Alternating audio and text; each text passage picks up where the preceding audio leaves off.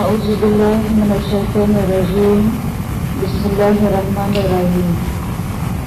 After 6 decades, we are still here talking about Kashmir dispute because the problem has not been solved and we don't know when it will ever be solved. And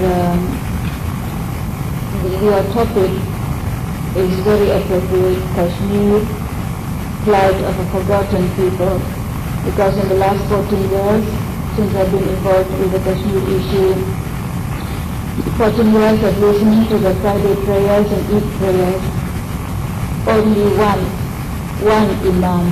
Imam of Masjid al-Haram in Makkah, mentioned Kashmir in his dua, in his special prayer. Because usually the Imam will say, let's pray for our suffering brothers in Palestine, Bosnia, Afghanistan, Iraq, Chechnya, that forgets to mention Kashmir. You cannot blame the Imam, because most people know Kashmir as a tourist destination, and very few people know Kashmir as a war zone. How many of you have been to Kashmir, India, or Kashmir, Pakistan? Or have been to a war zone? Very few. And it is for this reason I am requesting Professor Moderator, after the Q&A session, before we close this session, if all of us can recite Al-Fatiha for all the arwas of the Kashmiris who have been killed, who have sacrificed their lives, and a special dua for the future of Kashmir. Okay, since I've been asked the same question the last 14 years, so I might as well explain. In 1993, I was typing a few chapters for my book on Japanese occupation, but I felt unqualified to continue with the book. I wanted to go to a war zone just for 2 weeks, so I wanted to go to Kashmir just to experience a war zone. But I met this Kashmiri businessman, and he asked me, why do you want to stay in a houseboat in Kashmir just for 2 weeks? Why don't you write on Kashmir? I said, I'm not interested in Kashmir. He said, no, write a book on Kashmir. Stay with my family for 6 months, for 1 year, write a book on Kashmir. And then later on, maybe 1 week later on, I was told of how the militant was slowly roasted to death, and that moved me. And one thing led to another thing, so I went to Kashmir, Delhi, Jammu and Kashmir. In September to December 1994, and I was in Delhi. So altogether for 3 months.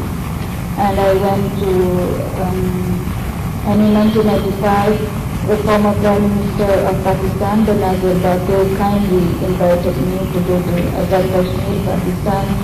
And in 1996, former Prime Minister of Azad Kashmir, Ar-Rahim, invited me to go to Azad Kashmir and in Azad Kashmir to businessland. But I did not want to go as official guest. As I am an independent writer, I prefer to go on my own. I finance my own travels and writing because I don't want to be beholden to any party.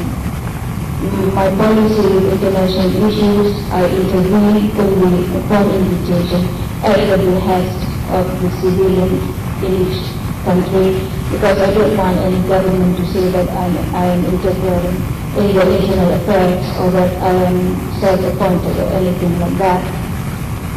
I did tell both Indian and Pakistan High Commissions here that since I am self-financing, I am an independent writer, I was not going to toe the Hindustani line or the Pakistani line. And both Indian and Pakistani governments never interfered with my work. They gave me their cooperation but they were worried about my personal safety. During my time there, there were very few foreign journalists. There was one British-Australian journalist, war correspondent Anthony Davis, freelance British journalist John Hunt, a European journalist, and an Indonesian journalist from Bangalore to cover Kashmir. Okay, I will try to clear some of the misconceptions and misunderstandings regarding the pre- and post-1988 militancy in Kashmir, inshallah. First, if there had not been a Pakistan, there would not have been a Kashmir dispute. There would have been only a Kashmir separatist movement. There have been accusations against Azam, against Muhammad Ali Jinnah. But Ali Jinnah was once president of the Indian National Congress and was hailed as ambassador of Hindu-Muslim unity. In 1937, there were provincial elections and Congress won in every province, and Congress refused to have Muslim League as part of the coalition government, and that changed Ali Jinnah's thinking forever, and he subscribed to Iqbal al-Chowdhury's concept of Pakistan. And this is my personal belief, or maybe some people believe this. If only Ali Jinnah had made just another 10 years more, two more 5-year economic plans, then Pakistan would have been a success story today, because Ali Jinnah had an elegant lifestyle, but he used his own hard-earned money. He was financially clean. As often Nasser said, money is not the root of all evil, but money is a tester of character. Before 1947 partition, India held back many of Pakistan's share of assets, etc. Pakistan was expected to collapse, within 6 months. So right from the beginning, Pakistan had to be defensive, plus the prominent role of Pakistan Army. Before 1947, independence for India's princely state was debated in British Parliament as a possible third option, and there wouldn't have been a Kashmir dispute, but finally it was a choice of joining either India or Pakistan. At a forum in 2005, I told British Member of Parliament Galloway and said that I blame the German priest, Lord Louis Mountbatten, for the Kashmir problem. And Galloway said that I shouldn't pinpoint to any one individual, that it was an imperial project. I interviewed one of the last military agencies to Ali Jinnah, Brigadier Nur Hussain, and he said that the Pakistani General Muhammad Musa was a witness at Lahore airport. He witnessed 2 British generals or commanders spreading the maps with an Indian general or commander fixing the ceasefire line. You can say that Mountbatten was unifier of India as he unified the 562 princely states, but he was the divider of Kashmir. Around this time, the partition of Palestine, partition of Germany, partition of Korea were also taking place. Divide and rule, so there will be permanent tension in every region, and good for arms sales till today. The third point, if Jawaharlal Nehru had not been of Kashmir blood, then Kashmir dispute could have been solved in the 1950s, because at one stage the hotline Deputy Prime Minister Patel was fed up of Kashmir issue and he wanted to give up Kashmir.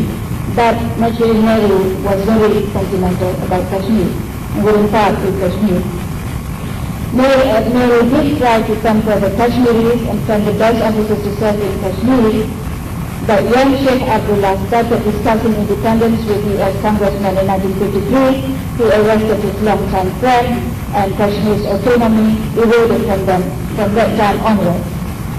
Even today, I have been told in various circles in Delhi and Islamabad that privately some circles are fed up of Kashmir. They want to give up Kashmir, but the official line is that No Indian or Pakistani Prime Minister or President wants to go down in history as the fool who gave Kashmir away.